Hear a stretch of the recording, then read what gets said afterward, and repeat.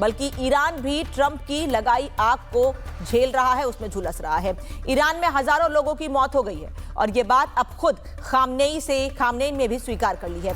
क्या कुछ कहा है खामनेई ने, ये आपको बताएंगे। दूसरी तरफ उनके इस बयान के बाद ट्रंप ने क्या धमकी दी है वो भी आपको सुनाएंगे। लेकिन सबसे पहले आपको ईरान की ताजा तस्वीरें दिखाते हैं कि वहां किस तरह से प्रदर्शन बढ़ते जा रहे हैं। ये तस्वीर आप तेहरान की देख रहे हैं, जहां प्रदर्शनकारी बेकाबू हो गए हैं। खामनेई रिजीम के खिलाफ नारेबाजी की जा रही है। प्रदर्शनकारियों ने सुरक्षा बल की एक गाड़ी को भी उलट दिया है। सड़क पर जारी इस बवाल के बीच उन पर गोलीबारी की खबर भी सामने आई है। सुनिए और देखिए तेहरान का इस वक्त हाल क्या है, कैसे प्रदर्शनकारियों पर गोलियां बरसाई जा रही हैं।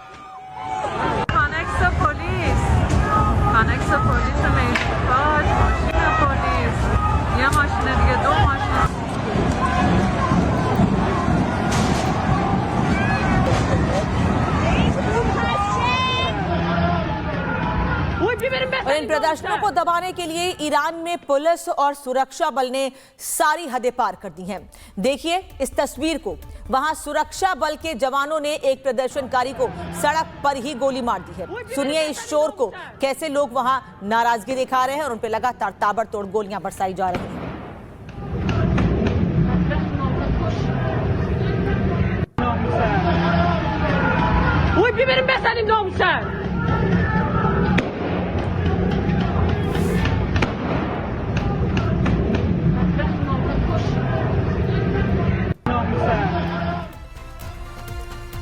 और ऐसे एक दो नहीं है, बल्कि ईरान में जारी इन प्रदर्शनों में अब तक हजारों लोगों की जान जा चुकी है। और इन जानों के मुद्दे पर खामनेई और ट्रंप आपस में फुटबॉल खेल रहे हैं। ट्रंप का आरोप है कि ईरान की मुल्ला रिजीम लोगों का मुंह बंद करने के लिए उनका गला घोट रही है, जबकि खामनेई इसका आरोप ट्रंप पर मढ़ रहे हैं। सुनिए उनका क्या कहना है। तो इन फितने همین عوامل نادان و ناآگاه با سردستگی اون عناصر خبیث و آموزش دیده چند هزار نفر اینها به قتل رسوندن. بعضی ها رو با شدت غیر انسانی یعنی کاملا وحشیانه यानी खामनेई ने स्वीकार कर लिया है कि ईरान में हजारों लोग मौत के घाट उतारे जा चुके हैं। इसी वजह से ट्रंप ये दावा कर रहे हैं कि ईरान के सुप्रीम लीडर खामनेई के दिन लद चुके हैं और ईरान में नई सरकार की जरूरत है।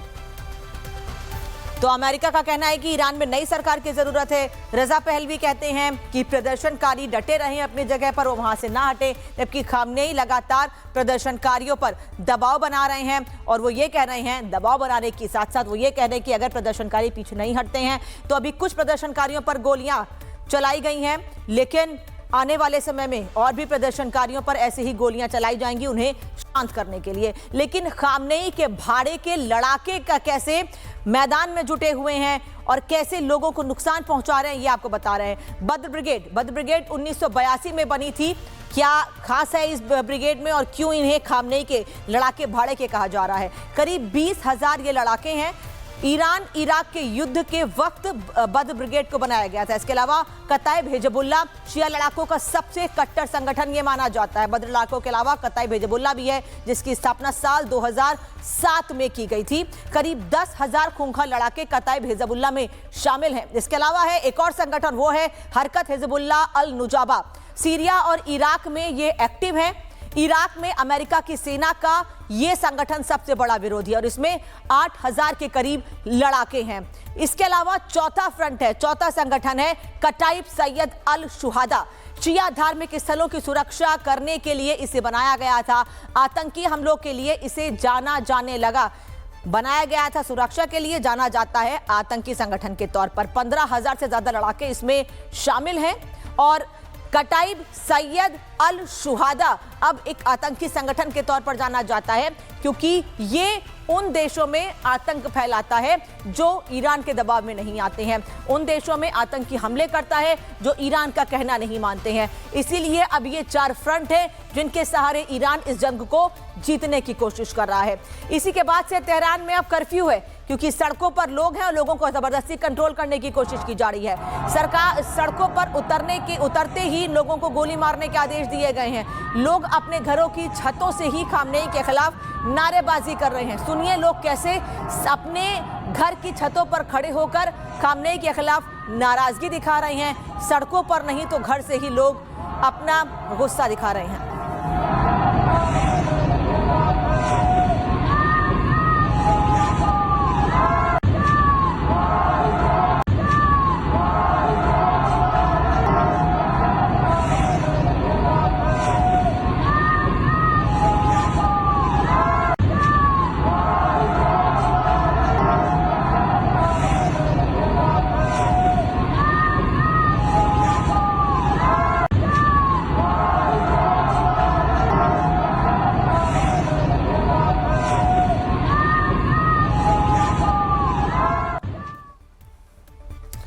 तो छतों से और घरों के अंदर से ये तस्वीरें, विरोध की आवाज तेज होती जा रही, क्योंकि तेहरान की सड़कों पर सुरक्षा बलों के जवानों का कब्जा है।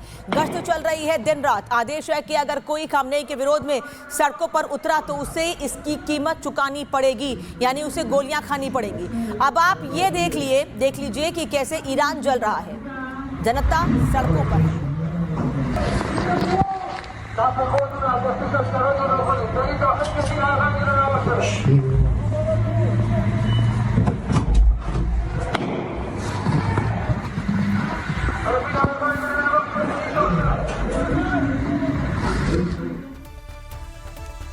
तो ईरान में जनता सड़कों पर है। खामनेई रिजीम के खिलाफ गुस्सा चरम पर है। लेकिन क्या ये अचानक हुआ है? नहीं, इसके पीछे कई सालों से चला आ रहा विरोध है। इस विरोध की मुख्य वजह क्या है, ये आपको ग्राफिक्स में बताते हैं।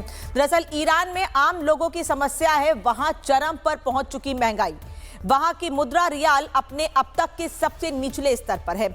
एक अमेरिकी डॉलर के मुकाबले रियाल की कीमत 14,55,000 से ज्यादा हो चुकी है।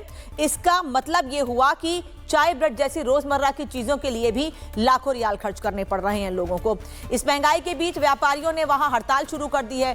तेहरान के कई बाजार दिसंबर के अंत से खुले ही नहीं है।